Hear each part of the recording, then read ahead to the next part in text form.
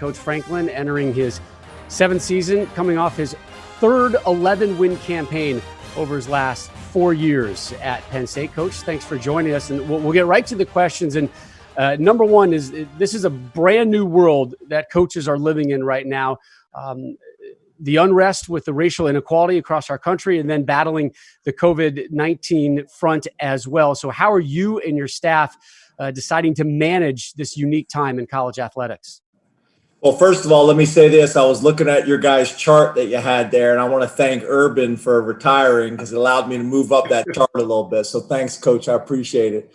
But yeah, when it comes to, what's going on right now, in our country and in our communities, it's been crazy. It really has. And I'm really proud of our program and how we have handled all of this. When you talk about a lot of the social issues that we're dealing with and some of the tragedies in our country here recently, our team's been phenomenal. We've had great dialogue right from the beginning. I have a little bit of a love-hate relationship with Zoom right now. I'll be honest with you, because I'm on it all day long. But it's been powerful, So we've had multiple team meetings where we've had a lot of discussions, and I think the first couple, people were kind of feeling their way out a little bit. But since then, I think it's been great, and we've had dialogue and discussion, and a lot of heartfelt expression from our black players, but our white players as too, which I think is really important. One of our staff members kind of made that comment, and I think once he made that comment, it opened it up to everybody, because the first couple of conversations we had, the only people that were talking on the call were the black coaches and the black players.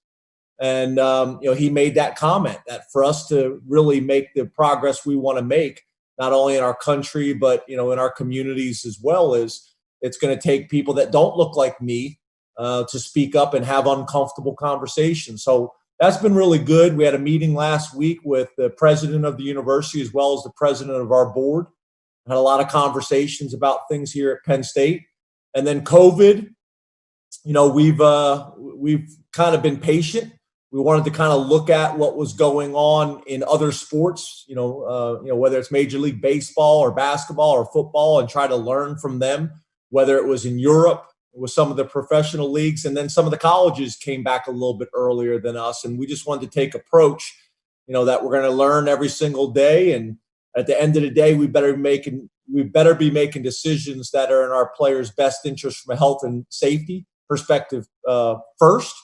But we're also not naive and don't think that there's economic implications to this as well. But we better be going from a health and safety perspective first. Hey, James, good to see you. You too, Coach. I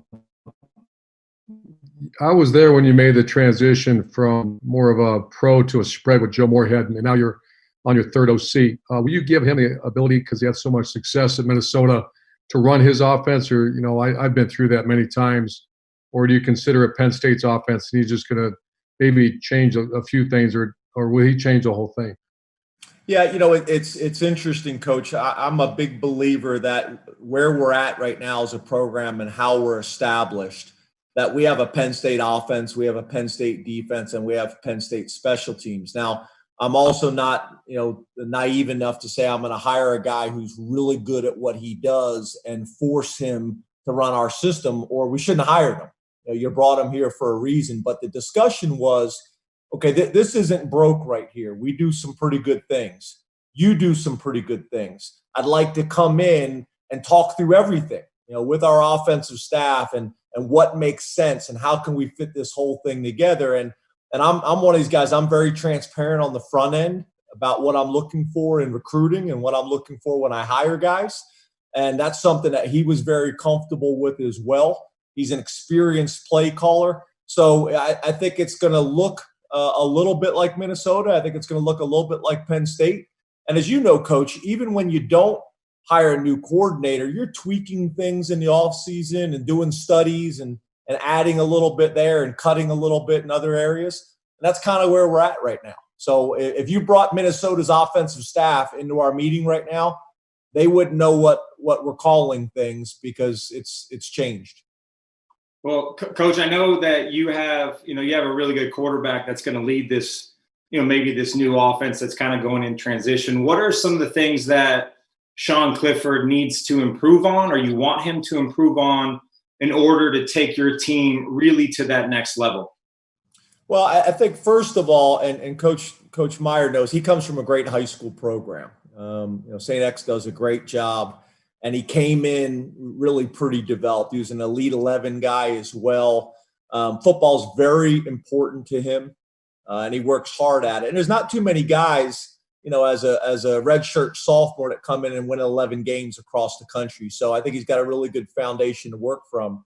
And then I think the other thing I would say is, I wouldn't say he's got any glaring weaknesses right now. It's not like he had a bunch of turnovers, turned the ball over. He was able to make plays with his feet. He was able to make plays with his mind. He was able to make plays with his arm. And I think, in today's college football, you better be able to do that. You better be able to, hurt people in many different ways. And he has the ability to do that. So right now, it's really just him continuing to grow as a leader for our football team. As you know, Matt, your first year starter compared to your second year starter, what a difference it probably made on your football team. And then it's everything else. It's, can we throw for a little bit higher percentage, on normal downs? Can we pick up a few more first downs on third downs? Can we convert more touchdowns in the red zone rather than field goals? So it's just a little bit in every single area, and I think he understands that. But he's a really driven, motivated guy, and I couldn't be more excited about what he's going to do for us this year. I'm excited about that tight end he gets to throw to, by the way. Some talent around him. You certainly have recruited well. There's no doubt about that. Coach, I wanted to ask you about the schedule, right? Because in college football, and Coach Meyer talks about this all the time, the schedule really can be everything. And let me interrupt you real quick. I got to tell you a story about Pat Freiermuth, which is refreshing, the tight end. So like most college coaches, I meet with all these guys at the end of the year and kind of go over, NFL prospects. We've talked to GMs and scouts and where we see him. And I met with him and his parents. I got this whole portfolio to go through them, and mom and dad and Pat were all like, Coach, this is awesome. This is all great information, and we really appreciate it. And if it works out that way, great. But we're just having a great time at Penn State. My parents love to tailgate. I love to play ball, and I'm just not ready to leave. I can't imagine myself going and living in some city and playing pro football by myself. So I'm going to stay for another year. I hope all the things that you got in this portfolio work out, but I'm staying for another year. I was like, very, very unusual conversation in 2020, but I'm sorry, Joel, go ahead. No, I love that story. And you know what? And as you and Coach both know, sometimes you pound the pavement on the recruiting trail, but it's the guys that you get to stay that actually make the bigger difference, obviously, on the field during the fall. And other programs will deal with that, obviously, this year. Coach, I was going to ask you about the schedule and how maybe limited fans was going to affect the schedule. You get Ohio State at home, you go to Ann Arbor, but really first things first, every team has to build chemistry. And as a head coach, I think it's one of your primary jobs to not just build chemistry within the team and foster that within your players, but also within your staff. And now you're entering a year in which you've got 4 new assistant coaches, not just your offensive coordinator, and yet you don't have on-field spring practices, and you haven't been on the field yet in order to develop the coaching staff chemistry of coaching on the grass, if you will. What are the challenges that you see in trying to break in 4 new assistant coaches into the Penn State program and then maintain that level of excellence that you've had for the last couple of years? Yeah, I think that's a great point. And the chemistry, I think you're exactly right. Everybody just talks about the players, but it's everybody. It's the entire program. I think that's really what defines your culture, is how well you work together, how much you care about each other, the trust that you have, which is critical in any relationship and critical for any team. But one of the things that I would say that helps us is I would consider myself an over communicator. I would rather communicate more than less. Some places and some coaches I know, they don't meet very often. We meet every single day. During the season, we meet at 7 a.m. Off season, we meet at 8 a.m. Have the heads of each department kind of go over where we're at academically, where we're at in recruiting, whatever it may be. I just think it's been beneficial to make sure everybody's on the same page. I give my mission for the day, my vision for the day, my plan, and then we go out and execute it. So I think it helps a little bit where if you're maybe a staff or working for a head coach that you're kind of on your own doing your jobs, then maybe that's a little bit more difficult. But I would tell you that they've probably had enough of me. Like I said, back to the Zoom deal, we spent a lot of time on these Zoom calls, and we've built a pretty good rapport.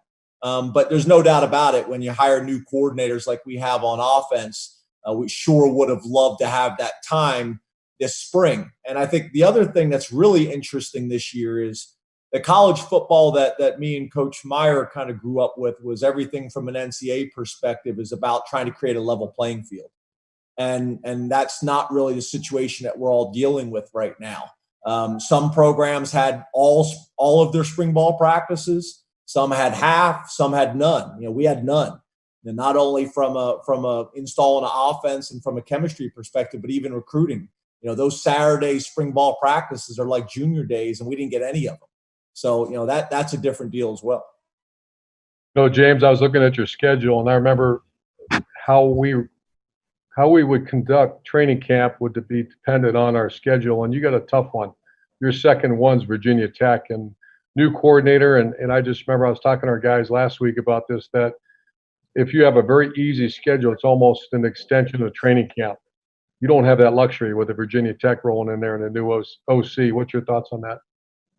Yeah, I was at the University of Maryland for 8 years, and we played Virginia Tech, and that's not an easy place to go, as you know, and you guys that cover college football so well. It's a tough place to go. I got a lot of respect for Coach Fuentes as well. So I think, like anything, Coach Meyer, it's a challenge. There's no doubt about it, but I also think it's an opportunity. I think our guys see that. They're motivated about it. They're excited about it.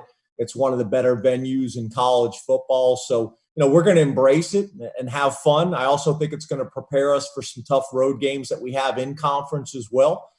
So we're excited about it. We truly are. But you're exactly right. With a new offense, we got to get some things kicked at, get some of the things oiled up, and we got to be comfortable and confident going down there to play. But we're excited about it. I also know, the stadium probably won't be as full as it normally would be. But I also know when Ohio State comes to our place, that normally would have been a whiteout. I don't think it's going to be the same environment that you've dealt with. We've had some classics, Coach. I wish I was on the other end of some of them, but we've had some classics.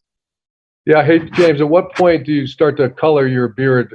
And let me know that at some point we got to do that, right? Because guys dye their hair. I notice you don't dye your hair, and then when do you dye that beard? What point do you do that? Well, it's it's funny because a bunch of guys on my staff do that, and I asked my wife. I say, I want to do that. She's like, no, I like the salt and pepper. I said, the problem is it's more salt now than pepper. I used to consider myself like a young head coach, but every day that seems to be changing. I think the bald head and the salt and pepper look good, Coach. Don't change a thing, man. It looks good. All right. It does. All right. I appreciate it, Matt. Here's what's going to happen, Coach Franklin. Your wife will eventually hand you her mascara and tell you to kind of brush it up a little bit. Not that I have firsthand knowledge about that in my household or not. We actually, a bunch of guys on my staff, they call it Beijing. That's what everybody does, to kind of dye their beard and their hair. And I had a bunch of those guys. I want to wrap up real quick with a family question about you, and you and your family have a unique situation, which is going to certainly alter your typical falls. You've elected to have your family head down to Florida for the course of the football season. Tell us why, please. So, we're fortunate that we do have a second residence, and it's in Florida, and we've been down there, really for the last couple months.